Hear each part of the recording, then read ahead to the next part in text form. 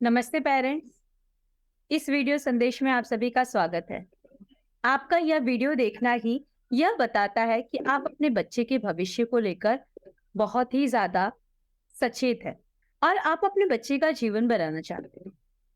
तो हमेशा अपने जीवन में ये एक स्टोरी है जो याद रखना। तो मैं 100% आप अपने बच्चों को सफल बना पाएंगे।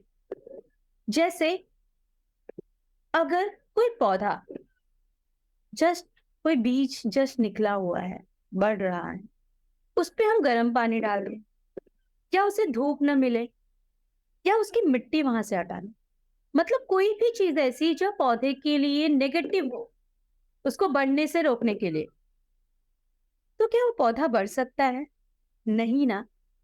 तो जो आप अपने बच्चों के लिए, बच्चों को जो थॉट दे रहे हो, जो विचार दे रहे हो, आप उनके साथ जो व्यवहार कर रहे हो और आपके बच्चों के साथ आपके आसपास के लोग आपके अपने जो व्यवहार कर रहे हैं, कहीं उसमें कोई नेगेटिव थॉट तो बच्चों के सबकॉन्शियस माइंड में नहीं जा रहा?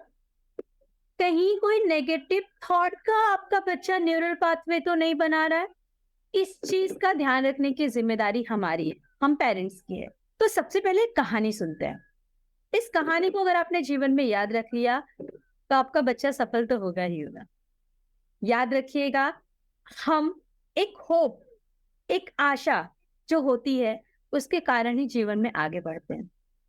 अपने बच्चों को हमेशा उन पर, खुद पर, स्वयं पर विश्वास करना सिखाइए।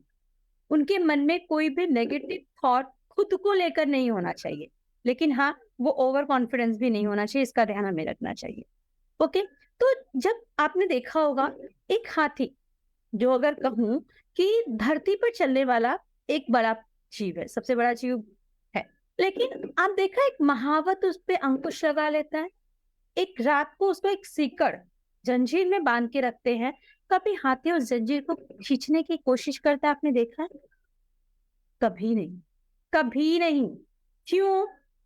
ऐसा क्यों होता है? जब हाथी छोटा होता है, उस हाथी को पालतू बनाना होता है, तो उसको मोटे मोटे जंजीरों से बांध कर रखा जाता है। तो हाथी का जो बच्चा होता है, बेबी एलिफेंट, बहुत ट्राई करता है उसे खींचने की, उस जंजीर से फ्री होने की। बंदिश में रहना, गुलामी में रहना किसी को पसंद नहीं है। उसे खींचने की बहुत कोशिश करता है, लेकिन वो, उसकी कोशिश जो है वो हर बार नाकाम। उससे एक दिन कोशिश की, नहीं छुड़ाया, दूसरे दिन भी ट्राई किया, 3-4 दिन, 5 दिन, 6 दिन, ऐसा करता है। बहुत साहसी होगा तो 10 दिन तक जाएगा, अदरवाइज तो कोशिश ही नहीं करते। मुश्किल से 4-5 दिन के बाद लोग, हाथी के बच्चे, हार मान लेते हैं, जैसा हम करते हैं। उसके बाद वही हाथी जो बड़ा हो गया है, प्रॉपर एक बड़ा विशाल काय हाथी हो गया है, उसे एक पतली सी जंजीर से बांध दिया जाता है। वो कभी उस जंजीर को खींचने की कोशिश नहीं करता है। वो जंजीर उसे क्या बांधेगी? अगर हाथी खींचे तो पूरे जिसके थ्रू बांधा गया वो भी वे निकल आएगा बाहर, जमीन से, मिट्टी से। लेकिन हाथी कभी उसको बाहर निकालने की कोशिश भी नहीं करता है, क्योंकि उसके माइंड में क्या चीजें बैठ गई हैं कि कितना भी ट्राई करो ये नहीं निकलेगा, कितनी भी कोशिश करोगे ये नहीं निकलेगा, मैंने किया था और ये नहीं निकला था। तो अपने बच्चों को कभी ऐसे वर्ड ना बोले, तुम तो स्लो हो। एज अ टीचर 17 साल से मैं बच्चों को पढ़ा रही हूँ, मैं बच्चों के साथ हूँ। कई बच्चे कई बार कह सकते हैं, मैं तो स्लो हूँ मिस, कंप्लीट वर्क नहीं हुआ, आपका वर्क कंप्लीट क्यों नहीं हुआ मिस? मैं तो स्लो हूँ। मैं तो पूछ लेती हूँ, आपका नाम तो ये है, आप स्लो कैसे हो गए? किसने रखा आपका नाम स्लो? नहीं, मम्मी ने बोला था मैं लिखने में स्लो हूँ तो मैं कम ही लिख पाऊँ। नहीं, पापा बोलते हैं कि तुझे जल्दी समझ में नहीं आता।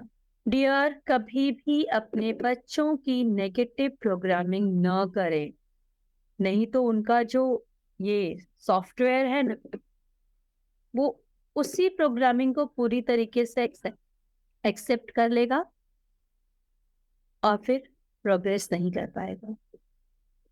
उम्मीद है आप इस बेबी एलिफेंट की कहानी जरूर याद रखेंगे। Thank you so much.